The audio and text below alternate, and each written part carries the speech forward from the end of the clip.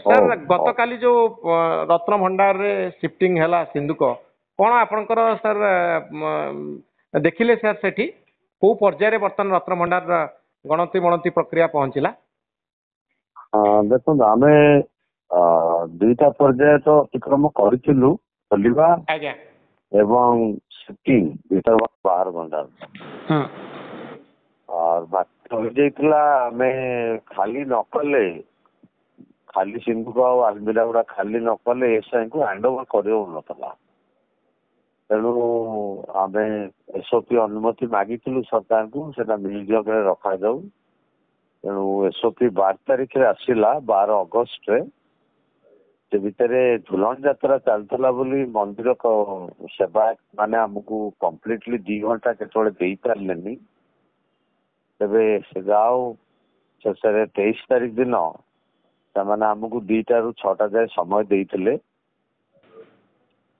नीति आगु सहल करी नीति को सारी देते गोटाए सुधा महाप्रसाद भी धूप लगी जाइला तेणु 2टा बेले आम कार्यक्रम आम आरंभ कलु पुणी ओपनिंग कराला से प्रक्रिया रे 12 भंडार जिनस को नेलु बाहर आग म्यूजियम को स्थानांतरित कलु सिंधुकटा थिला लुहा सिंधुक बाहर भंडार काढ़ापी सुविधा है बाहर भंडार भीतर दुआर अब्स्ट्रक्शन है तेणु भीतर द्वार को आम आमको एसओपी अनुमति थिला आम मिस्त्री को डकई अकॉर्डिंगली जी साइज दरकार से साइज रे पटागला काठर द्वार थिला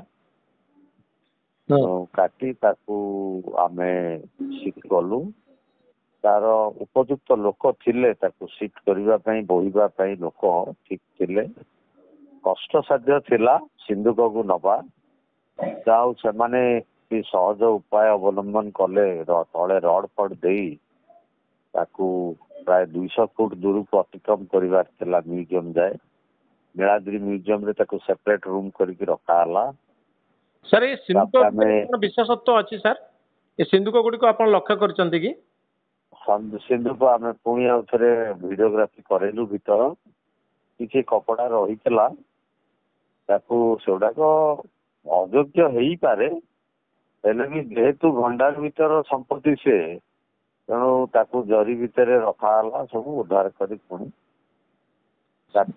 लेखा जाई तार किछि कारुकार्य आपण देखिले कि नहीं नहीं किछि नथिला अति अति रद्दी कपड़ा किछि हाँ किनु बाहरे सिंधुक रे किछि सेमति कारुकार्य नथिला किसी ना से सिंधुक तो खोलाई तार कढ़ाई जाइला जिनस पत्र से प्रथम भी आम जो काढ़ीलु तार गहना काढ़ा प्रक्रिया से केवल कपड़ा थिला किसी जरी थाई तेणु कपड़ा गुड़ाक रखाई साइटिक रखा गंटी मंटी बेले तो परीक्षा करा सुना जरी लगी रूपा जरी लगी देखा हम कितु काली आम जहाँ काढ़ी से गुड़ाक किसी खाली महिला गंडा बारला भाई बाहरी तथापि आम रखी बाहर कौन जिन फोपड़ा है भीतर भंडार खोलु भीतर भंडार से पर्याय क्रमे जो आलमिरा किसी निहाती रिपेयरिंग दरकार था कंटा फंटा टे फटा फटा बाड़े काठ आलमिरा लुहा आलमिरा सिंधुक सबू स्थानांतरित है म्यूजियम रे सेपरेट रूम बाहर भंडार जिनस बाहर सेपरेट रूम भीतर भंडार जिनस सेपरेट रूम रखाई पुणी ताला पकाला एवं ए घर को परिष्कार रूपे ओढ़े देकर ता जिनस जरी पुरे फुल सेज घरे रखाला सब जरी गुड़ाक रूम बर्तमान रेडी हैंड ओवर एएसआई को एवं काली जहाँ प्रेस रे डिस्क्लोज कर अरविंद पाढ़ी महाशय चीफ एडमिनिस्ट्रेटर हुए से काली राति चिठी लिखि देथिबे एएसआई को एएसआई प्रक्रिया आरंभ करने अनुरोध कराई सारी मोर विश्वास तेणु बर्तमान शुणु नेक्स्ट आम आम जेहतु गोटे निष्पत्ति नेलु जे आम साइंटिफिक प्रक्रिया रे आग परीक्षा करूँ जदि किसी संपत्ति अच्छी कि किसी घर अच्छी कि भंडार घर कि सुड़ंग से प्रक्रिया को आम ଅବଲମ୍ବନ କରୁଛୁ। ସେଇପାଇଁ ମଧ୍ୟ ଏସ୍ଓପି ଆସିଯାଇଛି। ଏଇ 12 ତାରିଖ ଏସ୍ଓପିରେ କୋଉ ଅନୁଷ୍ଠାନକୁ ଲଗାଯିବ ବୋଲି ସେମାନେ କହିଛନ୍ତି। 2-3ଟା ଅନୁଷ୍ଠାନ ଦେଇଛନ୍ତି ସରକାର, ସବୁ ସରକାରୀ ଅନୁଷ୍ଠାନ। ତେଣୁ ଏଏସ୍ଆଇ ସେମାନଙ୍କ ସହିତ ଯୋଗାଯୋଗ କରି ଯେତେ ଶୀଘ୍ର ଅନୁସନ୍ଧାନ ପ୍ରକ୍ରିୟା କରିବେ। କେମିତି ଆଉ ଅନୁସନ୍ଧାନ ପ୍ରକ୍ରିୟାର ରେଜଲ୍ଟ ଉପରେ ନିର୍ଭର କରିବ ଆମେ ମରାମତି ଆଡକୁ ଯିବୁ ନା ପୁଣି କିଛି ଗହଣା ବାହାରୁଛି ତାକୁ ରିଟ୍ରିଭ୍ କରିବୁ।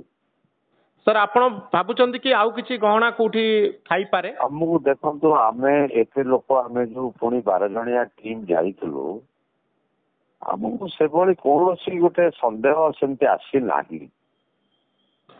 ଆଉ କିଛି ରୁମ୍ ଥିବ କିମ୍ବା କୋଉଠି ଲୁକାୟିତ ଭାବରେ କିଛି ଥିବ ସେମିତି ଆଖିକୁ ନଜରକୁ ଜମା ଆସିନାହିଁ।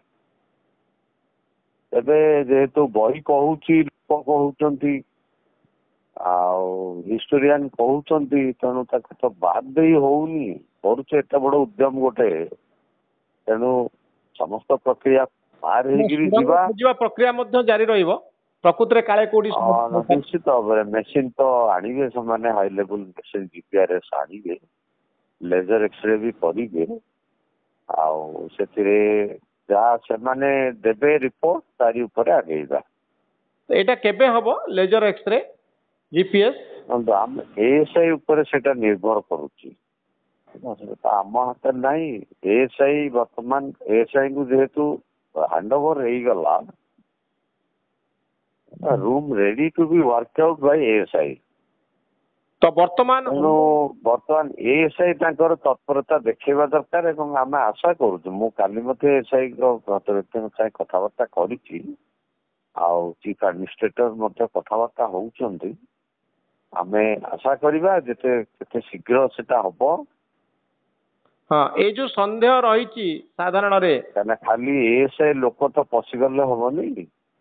ସେମାନେ ଆଇଆଇଟି ର ସଂସ୍ଥାର ଯଦି ସାହାଯ୍ୟ ନେଉଛନ୍ତି, ସେମାନଙ୍କୁ ମଧ୍ୟ ଆଣିବାର ଅଛି। ତାଙ୍କର ସେ ମେସିନ ଆସିବ, ତାଙ୍କ ସହିତ କଥା ହେଇ ତାଙ୍କ ସହିତ ସେ ଗୋଟେ ଏଗ୍ରିମେଣ୍ଟ କରାଯିବ, ବୁଝିଲେ। ତେଣୁ ଟିକେ 7-10 ଦିନ ସମୟ ଲାଗିପାରେ।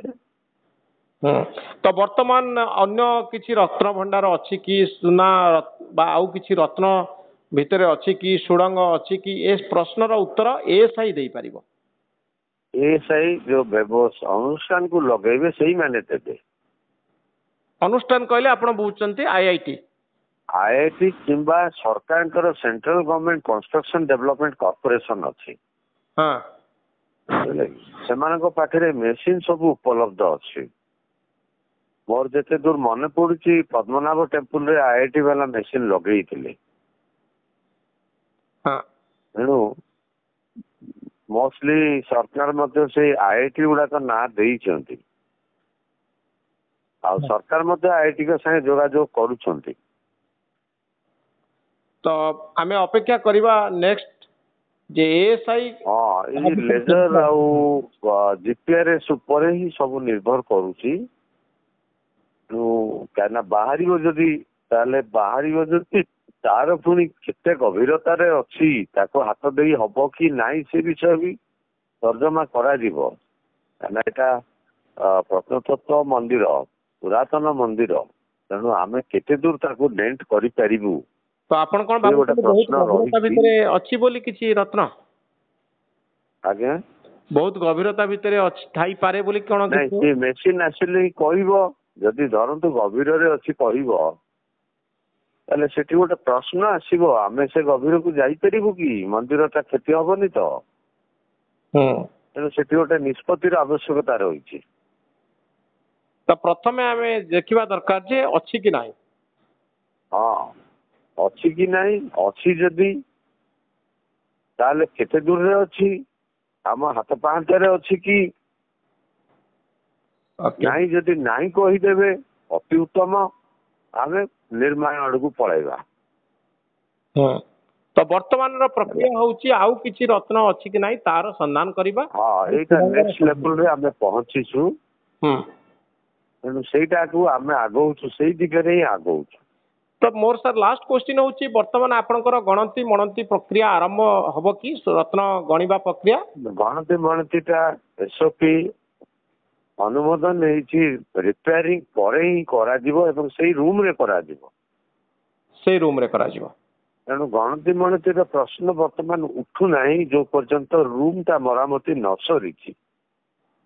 ହଁ ତ ବର୍ତ୍ତମାନ ତେଣୁ ଆମେ ନେକ୍ସଟ ଲେବୁଲ କୁ ଯାଇଛୁ, ଅନୁସନ୍ଧାନ କୁ ଯାଇଛୁ ବର୍ତ୍ତମାନ। ହଁ ଅନୁସନ୍ଧାନ ପରେ ମରାମତି, ଅନୁସନ୍ଧାନ ପରେ ମରାମତି, ତ ମରାମତି ପରେ ଗଣତି ମଣତି। ହୁଁ ତେଣୁ ଏଇ ତିନୋଟି ପ୍ରକ୍ରିୟା ଆମ ହାତରେ ବର୍ତ୍ତମାନ ଅଛି। ହୁଁ ତେଣୁ ଲେଟ୍ ଅସ୍ ହୋପ୍, ଆମେ ଆଶା କରିବା ଭଗବାନ ଆମକୁ ସହାୟ ହୁଅନ୍ତୁ, କେତେ ଶୀଘ୍ର ଆମେ ଏଇ ତିନୋଟି ପ୍ରକ୍ରିୟାକୁ ସମାପ୍ତ କରିବା ଉଦ୍ୟମ ତ ଆମେ ଜାରି ରଖିଛୁ। ହଁ ସରକାର ମଧ୍ୟ ଚେଷ୍ଟା କରୁଛନ୍ତି, ସହଯୋଗ କରୁଛନ୍ତି, ସେବାୟତ ପଣ୍ଡାତ ମାନେ ମଧ୍ୟ ସହଯୋଗ କରୁଛନ୍ତି। ଆଉ ନୀତିକୁ ଅବହେଳା କରିହବନି କି ଦର୍ଶନକୁ ଅବହେଳା କରିହବନି। ଆମେ 4 ଘଣ୍ଟା କାଲି ଅଟକେଇ ଦେଲୁ, ବହୁତ ଦର୍ଶନାର୍ଥୀ ଅପେକ୍ଷା କରିକି ରହିଲେ ଦେଖିବେ ବୋଲି। ହଁ ତେଣୁ ଦିଟାକୁ ନଜରରେ ରଖି ଆମେ ବି କଥାବାର୍ତ୍ତା କରିଛୁ କେମିତି ଆମକୁ ଦୈନିକ 4-5 ଘଣ୍ଟା ଅନ୍ତତଃ ମିଳିବ, ସେ ବିଷୟ ନେଇ ମଧ୍ୟ ଆମେ ଡିସ୍କସନ କରିଛୁ। କଲେକ୍ଟର ମହାଶୟ, ମୁଁ ଏବଂ ଅରବିନ୍ଦ ବାବୁ ଆମେ କଥାବାର୍ତ୍ତା କରିଛୁ ଯେ ସେବାୟତ ପଣ୍ଡା ମାନଙ୍କ ସାଙ୍ଗେ କଥାବାର୍ତ୍ତା ହେଇକି କେମିତି ଆମକୁ ଗୋଟେ ଅନ୍ତତଃ ପକ୍ଷେ 2 ମାସ ପାଇଁ ଆମକୁ 6-8 ଘଣ୍ଟାର ସମୟ ମିଳିବ, 4ରୁ 6 ଘଣ୍ଟା ଅନ୍ତତଃ, ତାହେଲେ ଆମ କାମଟା ସବୁଦିନ ସୁରୁଖୁରୁରେ ଚାଲିପାରିବ। ସେ ଉଦ୍ୟମ ମଧ୍ୟ ଏ ଭିତରେ ଆମ ତରଫରୁ କରାହଉଛି।